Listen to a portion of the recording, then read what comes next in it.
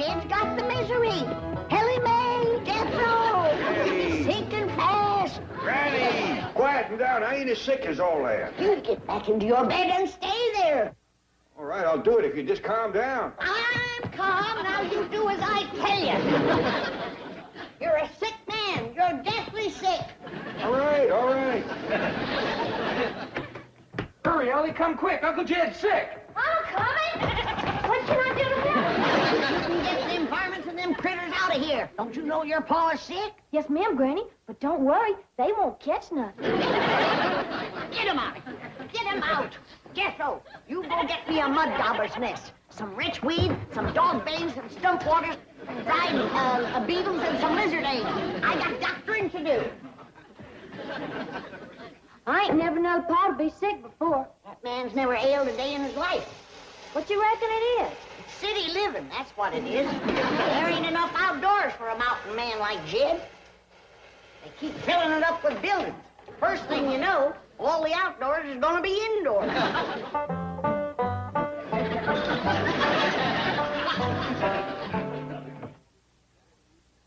Bluey.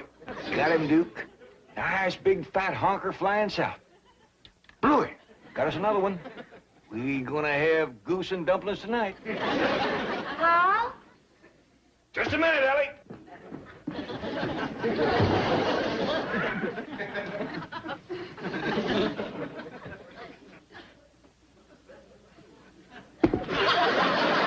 Come in.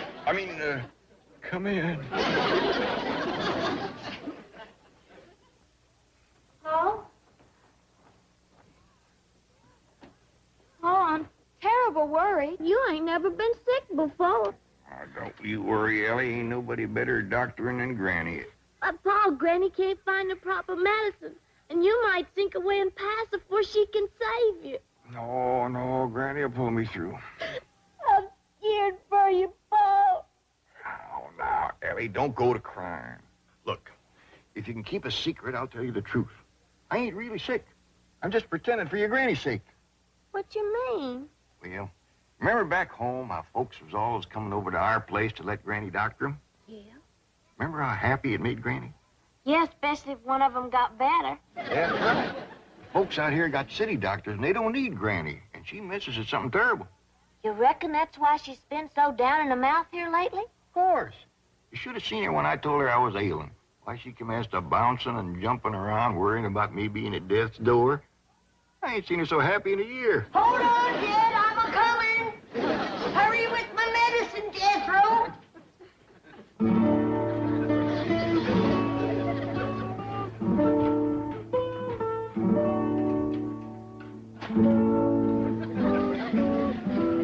Jed, I don't want to worry you, but you're an awful sick man. Granny. Shh. Save your strength. You're wrinkling awful fast. Granny, your specs is all steamed up. That's due. Well, get him off the bed. Jed, I don't want to worry you, but you're an awful sick man. I know, Granny, but anybody can save me. It's you. That's the truth.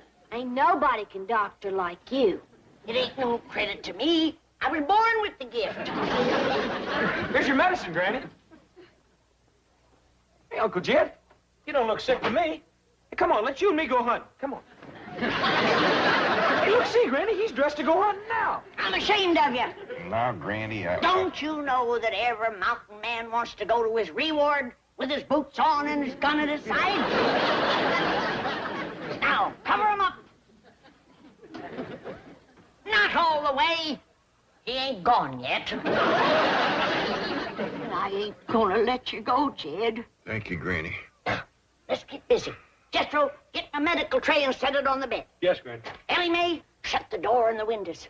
We gotta trap them city germs that's in here and commence to fighting them. Yes, Granny. Jethro, drop this in my boiling water and get my vapors to fusilate them. This is a make-do remedy, Jed. Because Jethro couldn't get me any stump water, dog bane, or lizard eggs.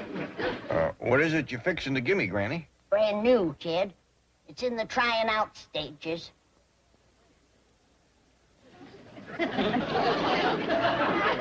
Who have you tried it out on? Well, no human beings yet.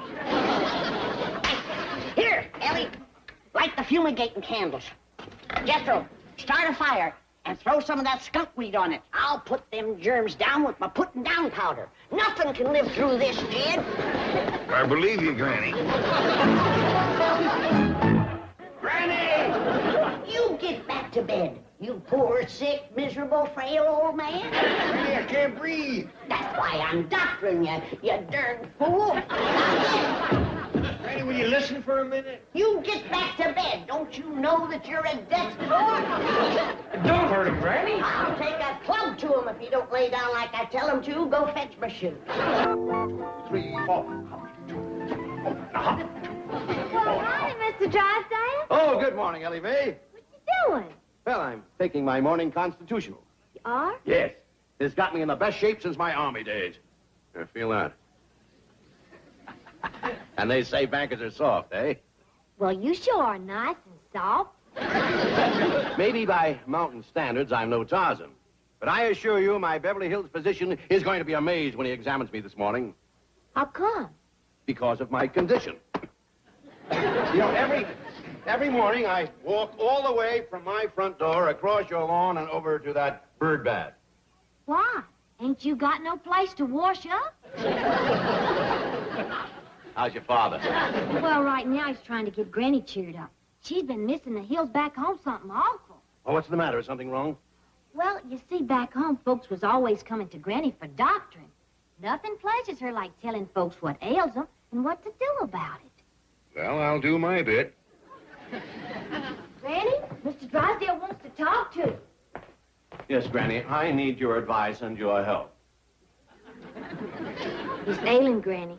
Feeling right poorly. Stick out your tongue. Them city germs. Yes, I agree. Now, can you help me? I'm probably the only one who can. Jethro, get him up to the sick room and see that he gets to bed right away. No, I don't have time for that. Just a little poultice or something I can take with me to the office. Get him up to bed, Jethro. No, really, it's not that serious. Besides, I have an examination at 10 o'clock. You get examined when I get around to you. Now get him up to bed, Jethro. Yeah, then you Granny. go find me some stump water. Wait, stop! I haven't got time for this. I've got to get down. Muley patience. No stump water. It ain't easy being a doctor in Beverly Hills. Uh-huh. Yes. Fine. All right. Thank you, Mrs. Drysdale. I'll try there. She thinks he may have stopped at the Clampetts next door. You're going to be amazed when you examine the chief. I am? He's in splendid physical condition. Been walking every morning. To the bank. No, it's the neighbor's bird bath. But it's a nice little jaunt. Well, I'm glad to hear it. Most bankers are soft as marshmallows. Till you try to borrow money from them. Oh, hello, Granny. Jane Hathaway here. Is Mr. Drysdale there? May I... What? Sick in bed? At your house? Well, I'll send his doctor right over. What's that? I said he's already got the best doctor in Beverly Hills. Now, excuse me, I'm too busy to talk. She says he already has the best doctor in Beverly Hills. I'd better get over there right away. Best doctor in Beverly Hills? How can there be two of us? What did Jethro do with my clothes? I only give them to Granny to have them fumigated. Well, clothes or no clothes, I am leaving. You ain't got no chance of getting down them steps. Granny watches them like a hawk. Let's go take a look out the window. Alex, pretty far to jump. Well, maybe you can make her that limb of that tree yonder. Well, I'm in pretty good shape, but not that good. Shut that window! I just had these germs put down. Now you open the window and let them in again. Well, Granny, Mr. Drysdale feels pretty good. I think maybe he's well. You get back to bed. Oh, no, he's right, Granny. I feel wonderful, perfectly marvelous. Of course you do. I've been doctoring you. Oh, and you're sensational. You know you've made me well. I had you well. Then you opened that window and breathed in some more germs. Oh, no, I didn't. Honest. I opened the window, but I didn't breathe. Oh, I swear it. I held my breath, didn't I, Mr. Clampett? Granny, I swear I ain't actually seen him take a breath in 5 or 10 minutes. Lung lock. That got him breathing, but he's still wheezing an awful lot. You get in the bed. Get into bed. I've got to get to the bank. You gotta get into bed. No, really, I can't. You know that your life is hanging by a thread. Get into bed. You darn fool and lie down. This calls for a different kind of medicine. I'm going down to the kitchen and whomp it up. Neither one of you get a foot out of that bed, you hear me? You just lay there and listen to that music. And be glad it ain't harps you're hearing.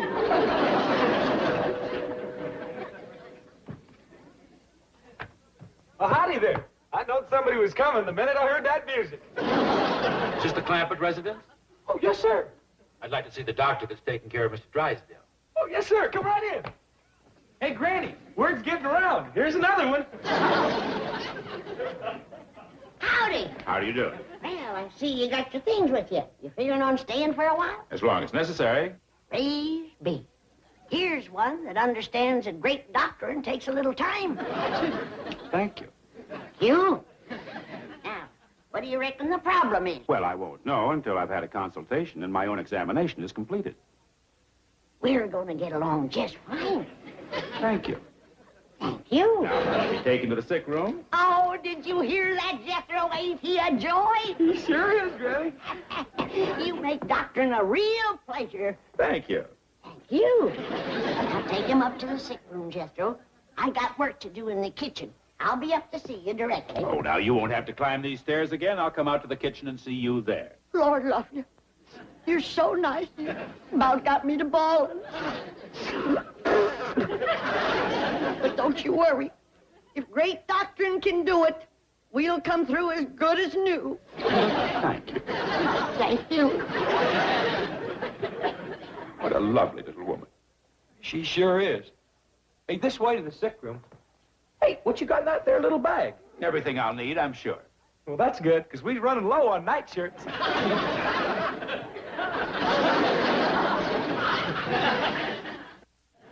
Granny, you know that last patient that was so nice? Yeah?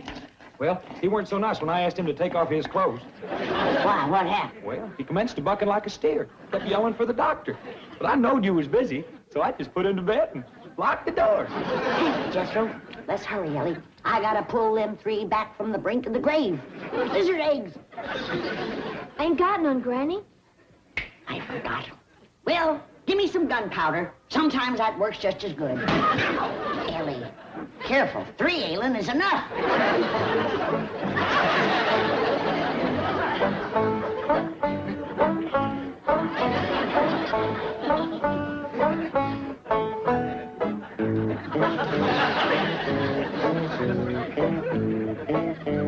Either one of you fellers know any funny stories? Well, the good doctor there usually regales his patients with a few of the ladies. How about it, Doc? All right. Have you heard the one about the busy doctor who made a house call? Was seized, forcibly undressed, and thrown into bed? No, what happened? Well, his patient was a rich banker. So this busy doctor doubled his fee. And if he has to stay locked up here much longer, he's going to triple it. I didn't ask you to come here. But if you're going to charge me, then by George, you're going to examine me. So get your bag of tinker toys and get at it. Show a little more respect for the dignity of the medical profession, shall we?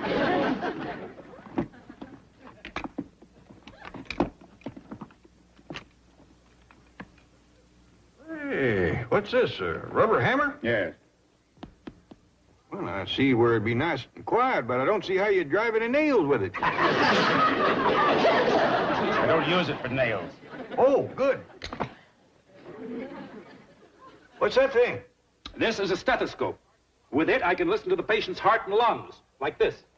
Ooh, that's cold. What'd you say? I say that's cold.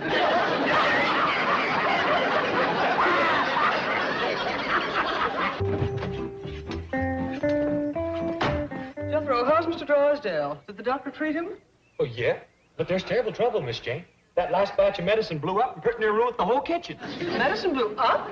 Well, yeah. My granny said it was mixing the corn squeezins and the gunpowder that did it. Jethro, would you please explain what you are talking about? I haven't got time now, Miss Jane. There's 3 sick men lying upstairs in bed, and I got to get these things sharpened so's Granny can go to cutting on them. Well, yeah.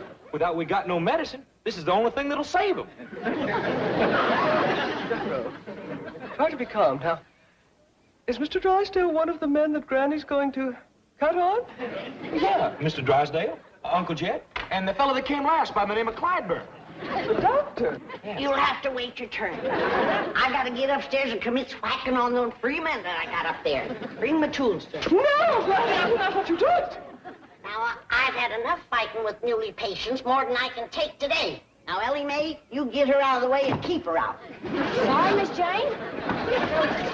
You come with me. I don't think Jed will put up a scrap, but them other 2 might have to be held down. Granny, please come back. I beg of you. I'll get to you later. I've only got 2 hands. Ellie Mae, we have got to prevent Granny from operating. She ain't gonna operate, Miss Jane. She's just gonna whack off some of their hair and fingernails.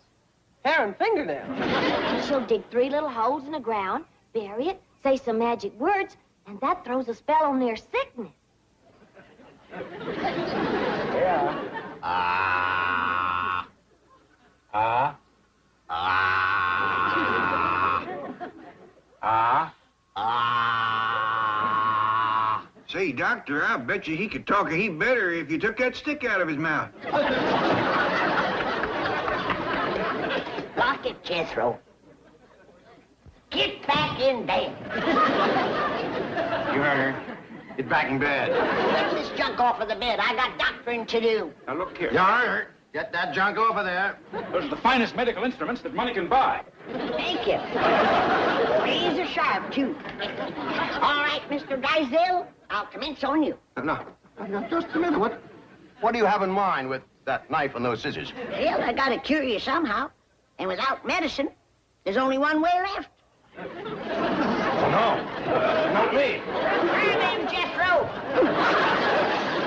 Madam, I can get you any medicine you require simply by telephoning a pharmacy. You can? And they will deliver to your front door. Oh, that's just dandy. I'd much rather use medicine. It's a lot easier than cutting and snipping.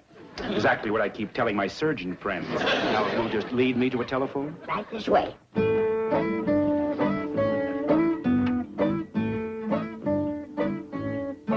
Childless Pharmacy? Petey? Yeah, it's me. And look, I'm going to put this lady on. She'll tell you all the medicine she needs. I want you to give her A1 service. Attaboy. Right. I'll go reassure Mr. Drysdale. He seemed a little panicked. Hello? You got a pencil to mark this down with? All right. Now, I want a quart of good, raunchy stump water. The kind that's been aged in the wood stuff. It's been sitting there from 30 to 40 days, and it's nice and green. Wait a minute. That ain't all. I want a heaping cupful of lizard eggs, a double handful of dog bane, and a couple of dozen of dried beetles. And I want a mud dauber's nest. And I mean a big one. Don't send me over one of them little 2-holders. You all right? Who wants to talk to you? Yeah, Petey. Now, look, I don't care what she ordered. You get it over here fast. No, this is no gag. Now, look, you pride yourself on having the finest supply of pharmaceutical... Hello? Hello? Yeah, well, I'll call another pharmacy. Oh, that won't do no good. You just can't buy proper medicine here in Beverly Hills. Jethro! Yeah, Granny? I'm gonna have to go to cutting and snipping on those 3 sick ones. Oh, not me. I'm getting out of here. Get him, Jethro! Ellie Mae! Yes'm, Granny. Dig me 3 deep holes out and back. Right away, Granny.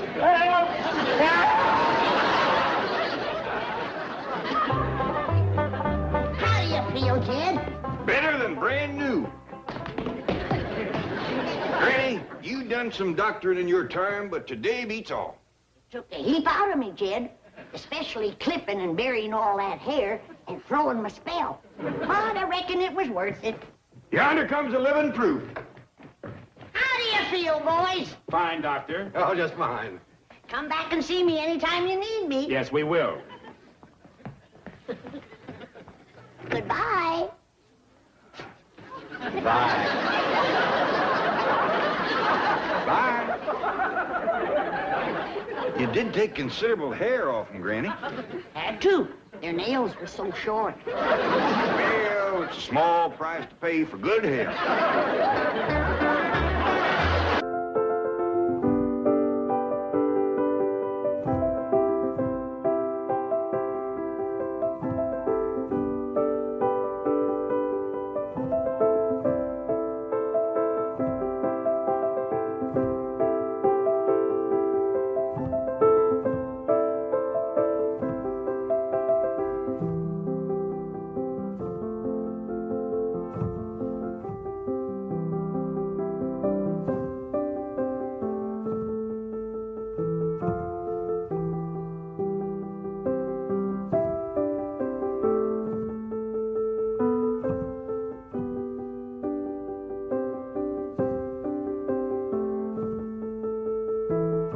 Practice medicine here in Beverly Hills, especially the way you practice it.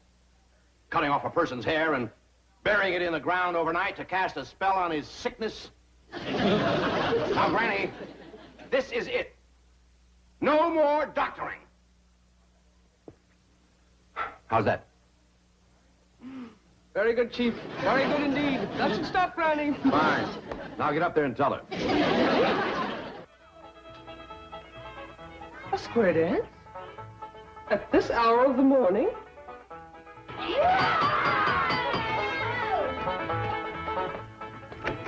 Howdy there, Miss Hathaway. Come in. Howdy, Miss Hathaway. Look who's come out here to help us celebrate the holidays. Holiday? What holiday? What holiday?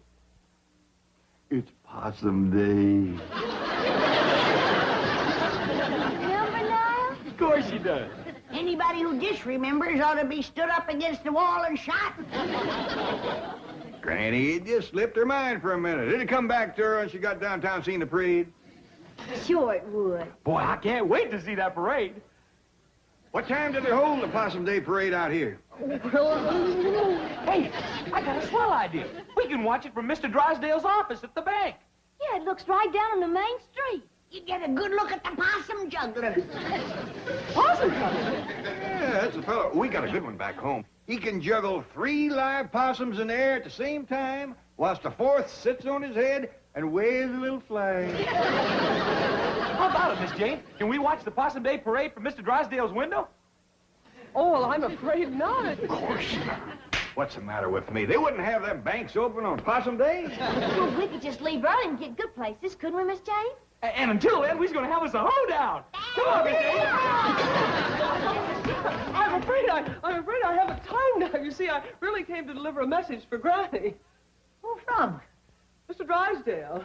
I reckon he wants to thank you for curing him of his sickness. Well, it did take a heap out of me, Jed, throwing them spells. What's the message? Well, Mr. Drysdale says to tell you... Yes? Well... He says, Happy Possum Day!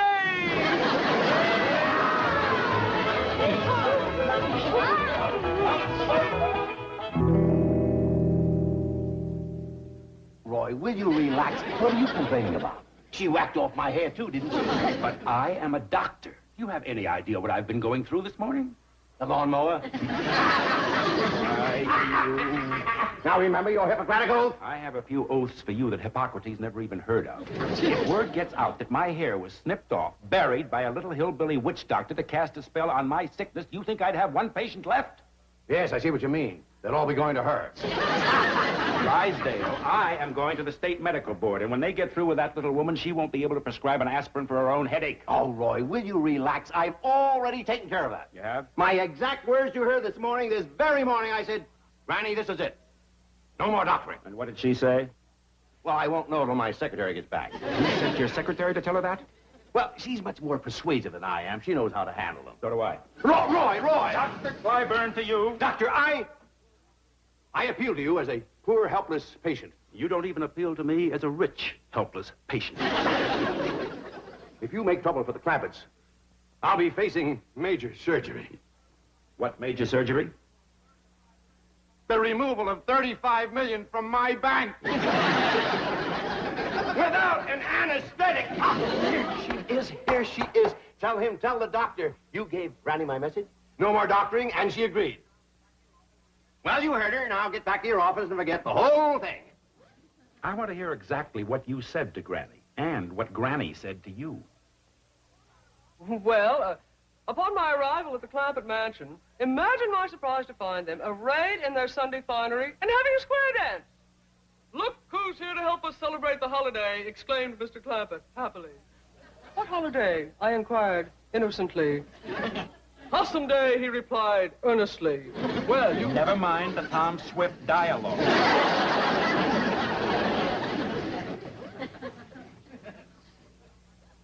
Did you tell Granny to stop practicing medicine? Well, not in those words, no. No, she said it in much stronger language. Tell me. And without the adverbs, please. I am a busy man. I still have a medical practice, as long as I keep my hat on. Now, what happened? Chief, are you going to allow him to treat me this way? No, I'll do it. Now what happened? They kept asking if they could watch the Possum Day parade from your window here. That does it. Doc, listen. You listen. That little woman is a menace to the health of this community. She is going to celebrate Possum Day in the clink. Possum Day? Dr. Pfeiffer. Doc. Roy, boy, you are constricting my brachial artery with your hemostatic grasp. What? Get your cotton-picking meat hooks off my arm. Look, I'll go see the Clampetts. I'll talk to Granny. I'll give her the message myself. I'll give her an ultimatum. I'll give you 1 hour. Oh, thank you. Thank You are... You are constricting my dorsal metacarpals.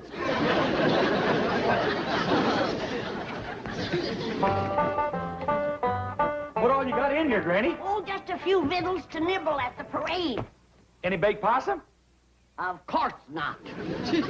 Don't you listen to him, Wender. Pedro, you know it's getting low to eat possum on Possum Day. Oh, I was only spoofing, Uncle Jed. You know, maybe we don't need this little ladder at all. Find a good place to park the truck and we could watch the whole parade right from the truck. I got a dandy place to park. Whereabouts, Jethro? Right smack dab in front of Mr. Drysdale's bank. Sure that's all right? Well, sure, Uncle Jed. A policeman, he gave me a ticket and said it was for parking there. Doggies, that was mighty friendly of you. I hope you thanked him properly. Sure did, Granny. Why, he said he was just giving me a $5 ticket this time, but next time he's gonna give me a $10 ticket. Always remember that, Jethro. Folks appreciate politeness, especially in a young'un. Well, I reckon that's everything. Come on, let's get going. Paul, I'm so excited. This is the first time we ever watched a Possum Day parade in Beverly Hills. Yeah, I reckon they do it up proper out here. Oh, hey, Uncle Jed, shouldn't we bring along old Duke? I don't reckon that'd be such a good idea. What do you think, Granny? I don't think so. The way he's been eyeing old Wendell here.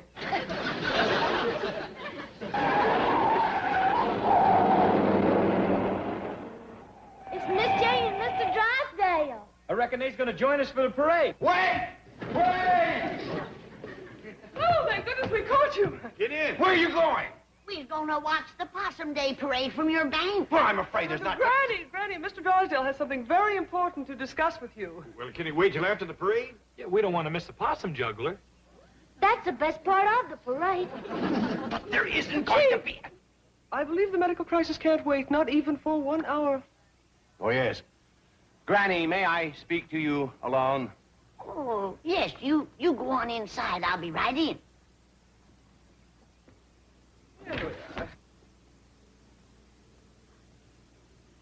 It's Doctor, and he wants to talk to me about Edith. That's right, Granny. No wonder he didn't want to talk out here. We ain't gonna be late for the parade, are we? No, Ellie. But the morning's going fast. In all the history of Beverly Hills, there has never been a Possum Day parade in the morning. What's the trouble? Granny, I don't know exactly how to say this. I hope you won't be upset. Now, when you've been a doctor as long as I have, there's nothing you haven't heard. Say, Pet does look a little raggedy, doesn't it? You better come on out and let me whip you up a poultice for your head. No, please. No more medicine, especially not today. Mr. Drysdale, a doctor's duty never stops, even on Possum Day. Granny, that's what I'm here to talk to you about. You see, cutting off a person's hair and burying it in the ground to cast a spell is not the approved method of practicing medicine here in Beverly Hills. I don't like it myself, but not having the proper medicine, I had to make do with old-timey ways. But I got enough for a poultice for you. No, Granny, I'm sorry. You'd like to have your hair back, wouldn't you? Well, not after it's been in the ground overnight, no. I mean to grow back. Oh, it will. It'll probably take a month or so. Not if I make you one of my hair-growing poultices. Granny, that's what I'm trying to tell you. You cannot do that anymore. Not out here. I can't, huh? Jed! Come in here! Oh, please, please, don't go back home. Don't leave Beverly Hills. We'll work out something. Yeah, Granny? Remember I whacked off Jed's hair clear across the back there? Yes? Show him what my hair-growing poultice did for you, Jed.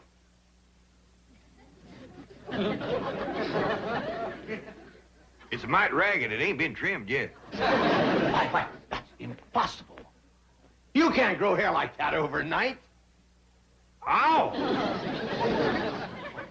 It's real. It's actually growing right out of his scalp. That's what Granny's poultice does. It just draws the hair right up through your hide.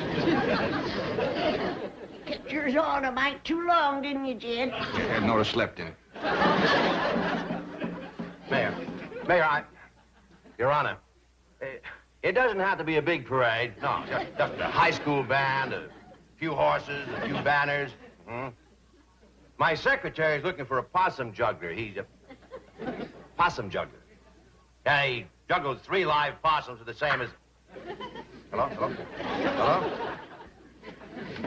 Oh, Dr. Clyburn, what a pleasant surprise. What's that? Oh, muscle spasm. That's what I meant by pleasant surprise. I was afraid I'd have to hobble all the way to your office. Don't do that. It might get worse. Here, let me see your foot. Oh. Don't do that.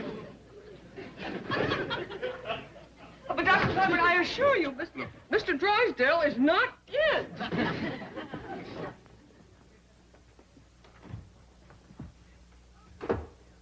See? Told you. Not here. I wish I could stay out of my office. Have you any idea how it destroys the confidence of a patient to be examined by a doctor who keeps his hat on? The patient gets the feeling things aren't going well. The doctor's ready to skip out of town. Well, Dr. Clyburn, everyone knows you're the finest doctor in Beverly Hills. Now, don't try flattery on me. Now, what about Granny? Oh, that wasn't I flattery. didn't say it was. I just said don't try it. Now, what about Granny? Did Milburn speak to her? Absolutely. I drove him there myself. Did he lay down the law, tell her no more doctoring, or did he chicken out as usual? Oh, Mr. Drysdale is not one to chicken out. He has an excellent law record. Yes, I've heard it.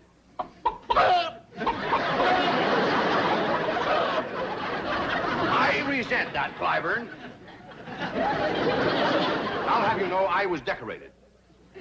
Yes, and I see you're still wearing it. What is that? What? Oh, this. Well, my head was cold. I presume that's why you were hiding under the desk? As a matter of fact, it is. Now, I'm busy. Get going. What about Granny? I took care of Granny. I want the truth. What shall I do, swear in my honor as a banker? No, I want the truth. You don't have to worry about Granny. Now, go back to your own office. I'm busy. Well, I am running late. But if I hear as much as one rumor about Granny... Oh, howdy there. Hey, they's both here, Granny. Ain't this a stroke of luck? First we find the bank open so we can watch the parade from the window, and now here's Mr. Clyburn. I'm going to send your hair-growing poultice over by Miss Jane. Hair-growing poultice? Say, yours is coming along just fine. I made yours a mite looser because I didn't know just when you were going to use it. So you're still making medicine? I'm a doctor, ain't I? Better run along, Roy. Your patients are waiting. Oh, no. Oh, no. Oh, no. This is much more important. You heard him. Poultice him, Jethro. Yeah, Granny. Please, wait. No. Better fetch a towel or that man's gonna have an awful hairy forehead.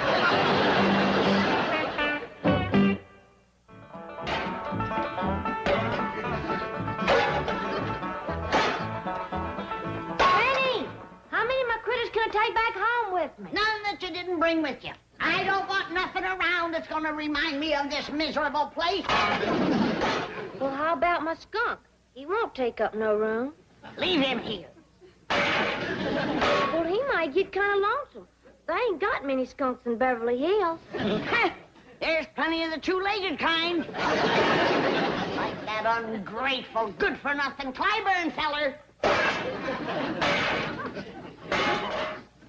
Say, Granny, it's coming on for nightfall. What you say we all get a good night's sleep and we start out for home first thing in the morning? I ain't spending one more night in this Beverly Hills, and that's that. I'm going back home, where folks appreciate you doctoring them back to health and POTUS hair on their heads. That Clyburn fella was plumb ungrateful, was he? Downright nasty. Why, he's claiming that he wasn't even sick when he came here yesterday. He says that Jethro put him to bed against his will. Why, he's even claiming that he's Mr. Drysdale's doctor. You don't say. I cured them both. Now he's wanting all the credit. Granny, let him have the credit. It ain't that, Jed. But it's the meanness of the man. Why, he yanked my POTUS off his head and throwed it out the window. Then he poked his finger in my face, and he says he's gonna get after me with a doctor's board. What's a doctor's board? I don't know. But it must be big. He says 4 doctors sat on it. That's when Jethro came in. Right, Jethro? Yes, sir, Uncle Jed. I said, you take a board to my granny, and I'll bust it over your head. I don't care how many doctors is sitting on it. Well, I reckon he was considerable provoked to see that. I was pretty provoked myself, waiting outside. Why, what happened to you? Well, as you know, this policeman give Jethro here a ticket for parking in front of the bank. A $5 ticket. Well, when a policeman come by and tried to give me another ticket, I said, no, thank you, we already got one. If it's all the same to you, I'll take the money. Well, he commenced to mean-mouthing me, and I said, now, hold on there. If that's the way you're going to be, we won't take your money or your ticket. What did he say to that? He asked me if I want to come down the station with him, and I said, no, I don't want to miss a Possum Day parade. Well, what did he say to that? He said there wasn't no Possum Day. No Possum Day? That's what he said. These folks don't appreciate nothing out here. Jethro, you call Mr. Drysdale at his bank, and you tell him to send over your Uncle Jed's $35 million right away. We want to take it with us. But Granny, $35 million in cash. You can't possibly. You want it in what? Nickels, dimes, and quarters. Hello? Hello? Granny? Hello? Well, the Possum Day parade's all arranged. First thing tomorrow morning. Let's see, we're going to have an elephant. Too late, Chief. The Clampetts are leaving. No. The Knights. No. And taking their money. No. I thought I'd drop by on my way to the medical board. They'll have my report in case Granny tries to practice medicine again. How many doctors did you say were on that board? 4, all top men. Well, you're going to need all 4. Oh, Chief, remember you're a bank president. Allow me to hit him. Now, what's the matter with you two? Look, Milburn, aren't you content just to look like an idiot? You have to act like one, too. And will you take off that silly-looking baby bonnet? Hair. Chief, you've got hair. Hair where? Of all places, on your head. Granny's polders. It works. Look who has hair. And who has Impossible.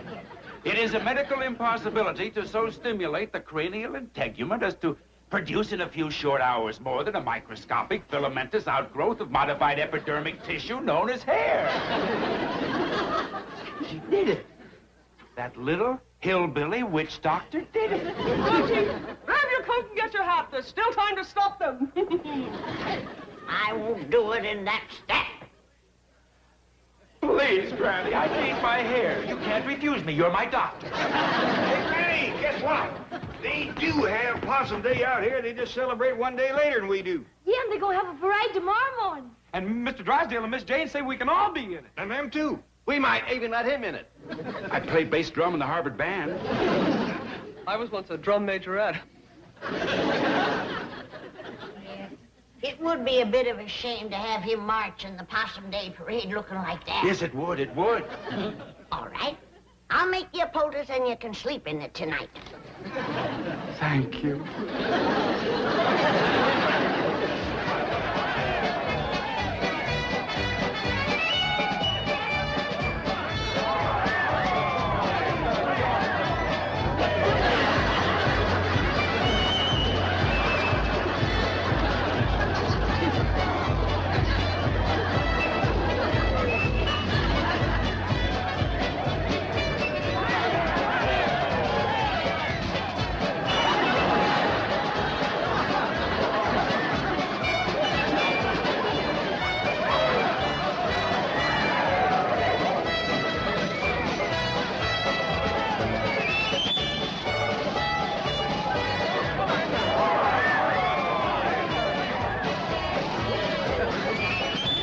Dandy parade, ain't it, Granny? All except the possum juggler, sorriest I ever seen. Well, she's doing the best she can.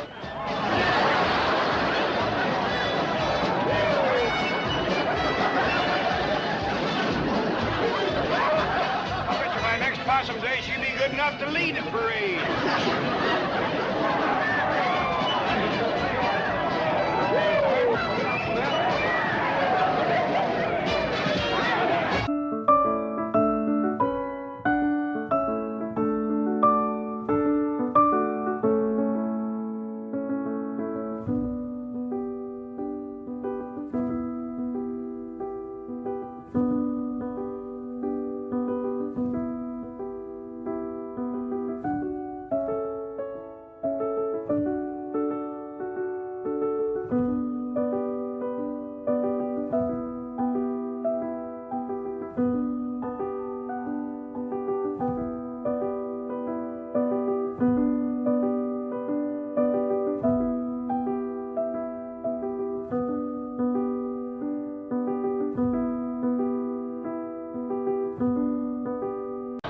Get going. Hey, it ain't even daybreak yet. Earl, did you have to crow this early? You did fine, Earl.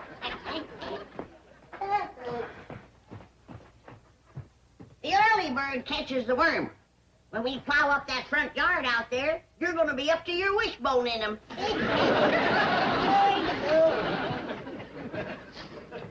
You'll start plowing the first light of daybreak.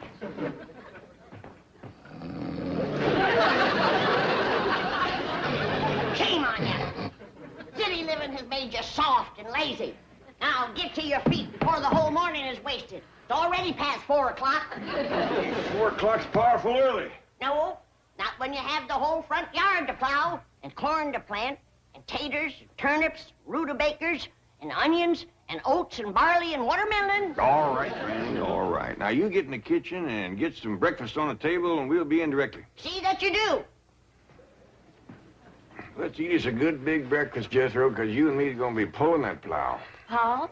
No, Ellie, now, I know you're strong and you're willing, but this here is Beverly Hills, and just wouldn't look right for a young, pretty girl to be pulling the plow. No, Ellie. Uncle Jay, what Ellie's trying to tell you is that we went out last night and got a mule to pull that plow. You did? Well, yeah, like you were saying, this here is Beverly Hills, and we got to keep up appearances. That's right. Where is it? Well, it's tied to that big tree out back. Well, Jethro, he didn't look too happy there, so I bedded him down. Good girl, Ellie.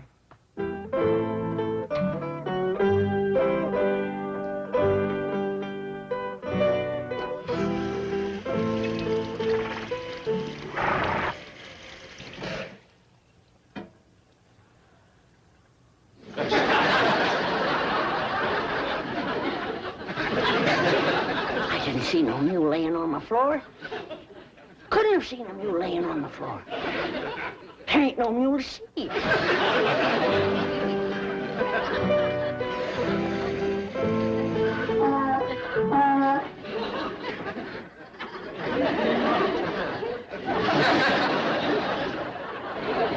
How's it going, Granny?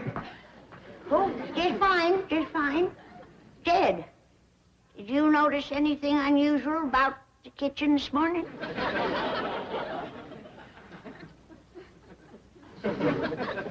Nope. I'm unless you mean that mule sleeping on the floor over there. Oh, praise be, Jed. I thought I was having visions. Who brought him in here? You know as well as I do who's always bringing outdoor critters indoors. Well, see if you can get him back outdoors again. I don't cotton to mules laying around my kitchen. Tain't neat. I take care of him. Now then, young feller, if you'll just come along with me quietly. Don't rile him, Jed. I got kicked by a mule once. I want to tell you, it's smart. Granny, can I help you? You can help your pa get that mule out of here. You sure can. You won't move for me. Well, y'all just stay here and I'll talk to Nelson. Nelson? Come on, Nelson. If she could just talk to folks the way she talks to critters, we'd have us a politician in the family. Get that mule bed out of here and wash up for breakfast, all of you.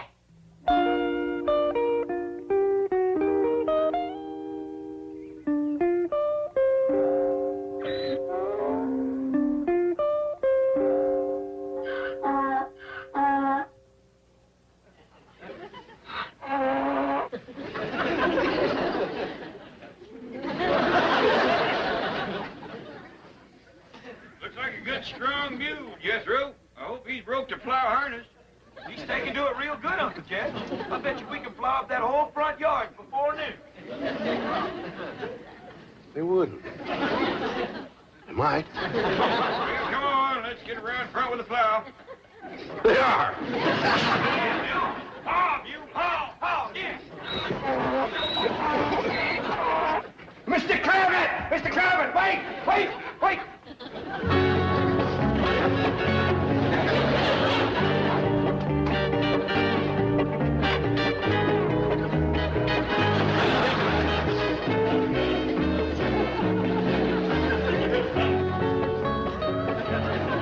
Pa and Jethro's bringing the plow. Want me to stick the rest of these in the ground for you? Yes, Ellie. This being the dark of the moon, we'll plant the things that grow underground first.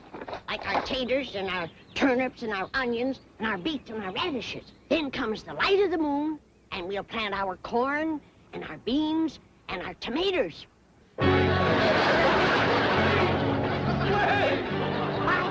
I spoke too fast. He ain't only willing, he's anxious.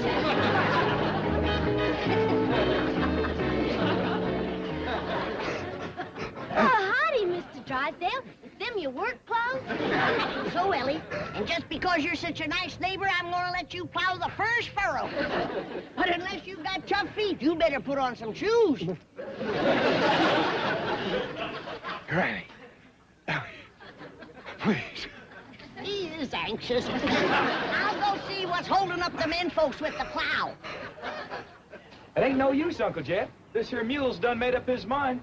He gonna sit for a spell. Yeah, knowing mules like I do, we might as well set for a spell, too.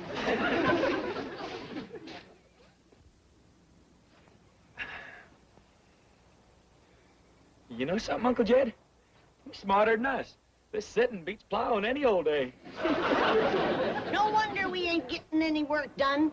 I ought to take a switch to the three of you, sitting back here hiding and loafing. He's the one that's loafing. Ain't a thing we can do till he gets his fill. I'll see about that. Here, Jethro. Mr. Mule, what did Ellie call this thing? Nelson. Mr. Nelson? Nelson? Now, you get up off of your big fat tailgate and commence to pulling that plow, you hear? It's gonna be a real battle of wills. I'm betting on the mule. I ain't so sure. If there's anything muleier than a mule, it's Granny.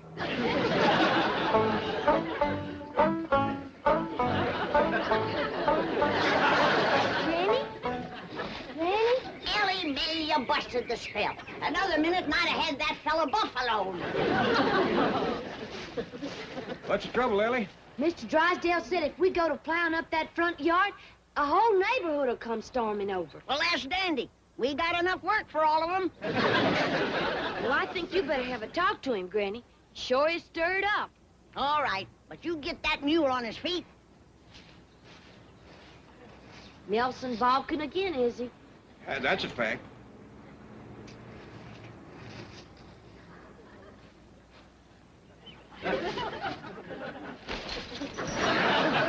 Hey, Ellie, what'd you say to that there mule? You wouldn't understand, Jethro. It's mule talk. I bet your granny'd understand it.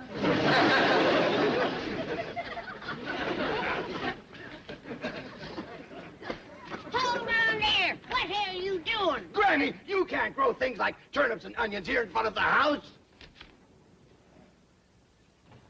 That's turnip and onion soil if I ever tasted it. You can't grow anything. There's a zoning ordinance here. Now you tell me. I already swallowed it. Bless you. Thank you. Granny, you don't Bless you again. You better get some shoes on your feet. Hi, Mr. Drysdale. Hey, Ellie got the mule up, Granny, and Uncle Jed will be here with the plow directly. Bless you. Oh, I've got to get home and get some clothes on or I'll catch pneumonia. Promise me you won't do anything until I get back. I've waited as long as I'm going to wait. Jethro, you take him in the house and put some shoes on him and some dry clothes. Okay, Granny. Come on, Mr. Drysdale. No, no! Hey, you better never say no to Granny unless your hide wants standing.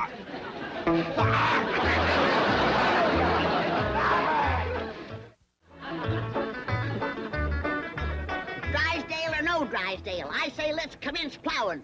Well, you promised him he could dig the first furrow, Granny. I reckon that is a thrill for a city feller. We can wait a mite longer. Yonder comes some more help.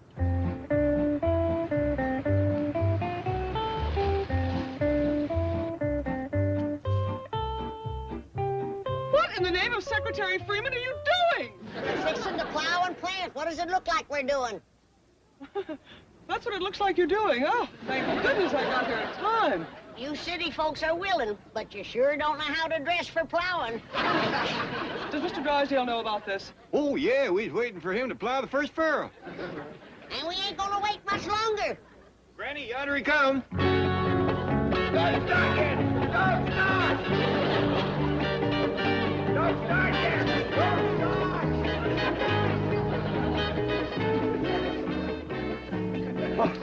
It is Mr. Drysdale. I reckon he ain't done much plowing or he wouldn't be so all-fired anxious. Miss Hathaway, I'm glad to see you. The Chiefy, you can't plow up this front lawn. There's a zoning ordinance here. I figure a little fertilizer will take care of that. Have you taken leave of Oh, your... shut up!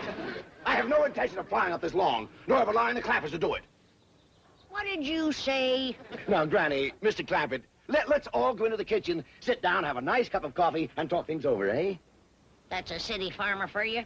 He ain't turned one spoonful of dirt, and already he's tired. Mr. Clampett, as your friend and neighbor, I beg you, I implore you, let me explain the whole thing. Well, while you two are jawing, I'll be plowing. Ellie Mae, pull up them markers. I'm going to start to work.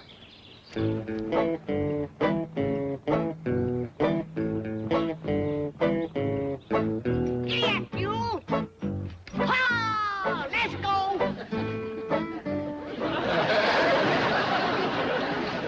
Here he goes again. Ellie Mae, get that Beverly Hills jackass on his feet.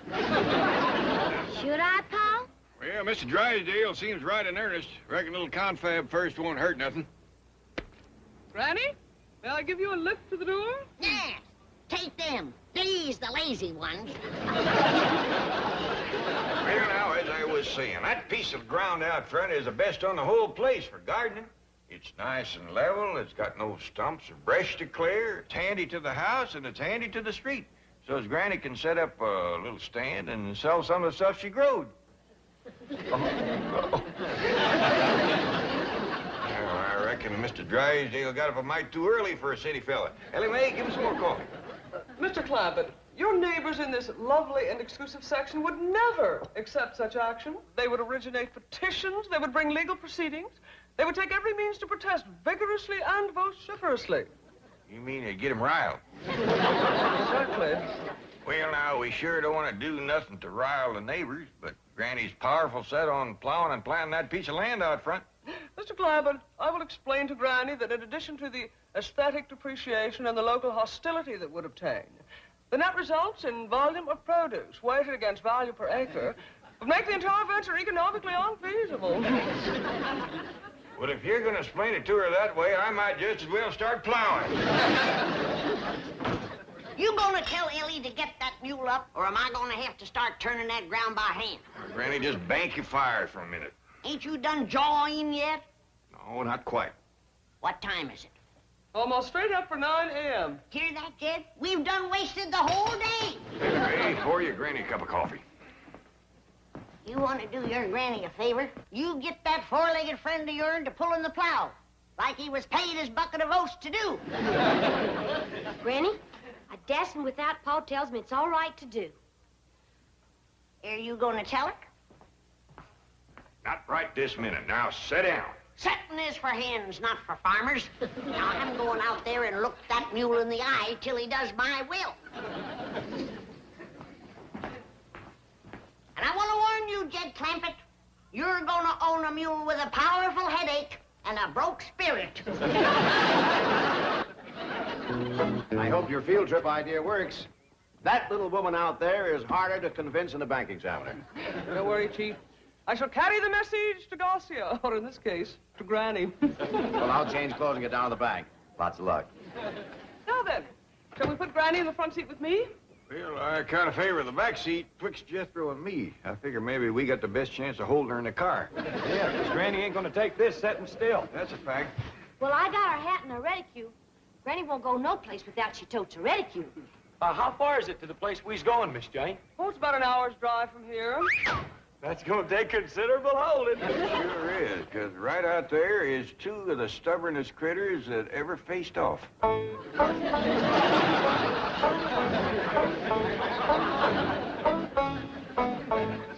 You're getting a headache. You're getting a headache.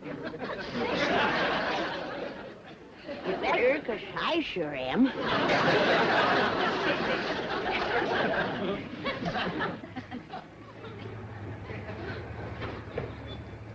Come on, Granny, we's all going for a ride. Well, if that don't take the roof off in the barn, loafing isn't bad enough. Now it's joyriding on plowing day. It ain't exactly joyriding, Granny. We got something to show you. Indeed we have, Granny. This will be a ride you'll never forget. That's for sure, because there ain't going to be no ride to remember. The pleasure is considerable if you come, Granny. Miss Jean's going to show us all about gardening and crop raising. That'll be the day when a city woman can show me. Jethro, I reckon in order to save time and palaver, you'd best fetch Granny along. Granny, you know I got to do whatever Uncle Jed says.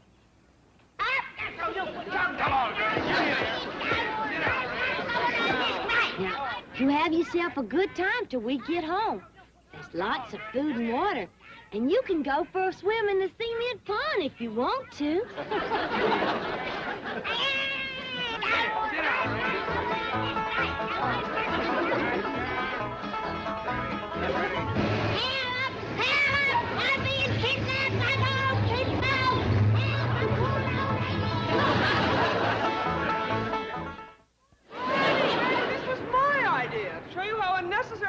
Plow and plant. Look out there.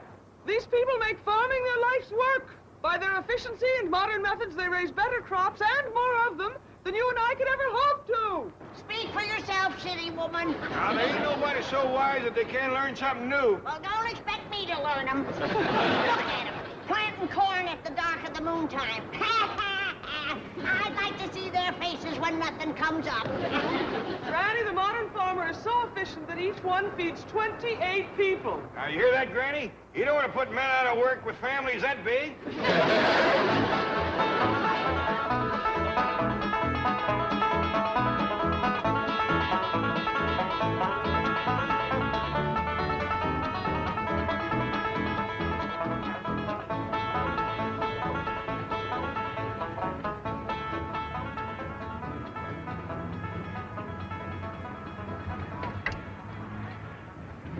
How come we stopping here, Miss Jane?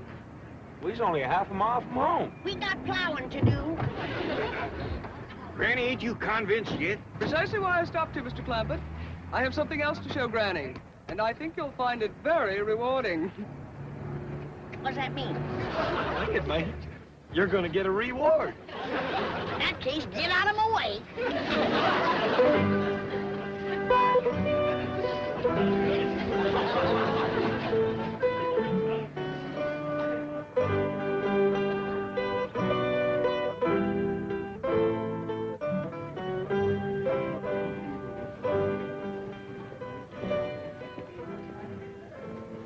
Now, Granny, while the others are exploring the rest of the market, I want to show you how unnecessary it is to plant a garden. Look, could you grow a watermelon like that? That's a watermelon. Yes. Back home, that'd be a cucumber. Serious. But I must admit, that's the biggest cocklebur I ever did see. Granny. I'd sure hate to comb a mess of them out of a mule's tail. Granny, this is a pineapple all the way from Hawaii. In fact, there are fruits and vegetables here from all over the world. Come on. Ah. You know what this is? It looks like a hairy hickory nut. It's looking back at me. This is a coconut from the Philippine Islands. And over here are bananas from Central America, and here are nuts from South America. Well, that's one thing they don't have to bring to California. Nuts. Granny, you just won't take me seriously, will you? Well, everything's so mixed up out here. It's got me discombobulated. Now, everybody knows that you plant turnips on July the 25th. But out here, you can't tell the difference twixt July and October. Well, why bother to plant them all when the best in the world are here at your fingertips? Look at these turnips. Well, now you got me beat.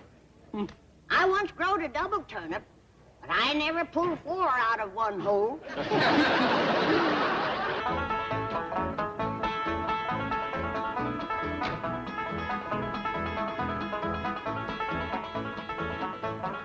Well, Granny, how'd you like the trip? I liked it fine. Wasn't that supermarket an eye-opener? Best victual store I ever did see. Wonderful. Now let's get busy and start plowing.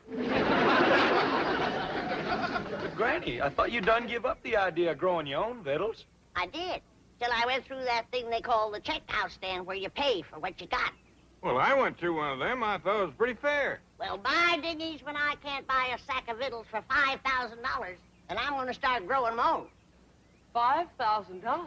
Cold cash, my life savings.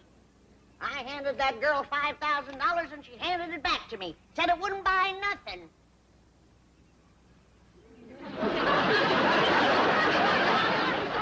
Well, no wonder, Granny. It's Confederate. So am I.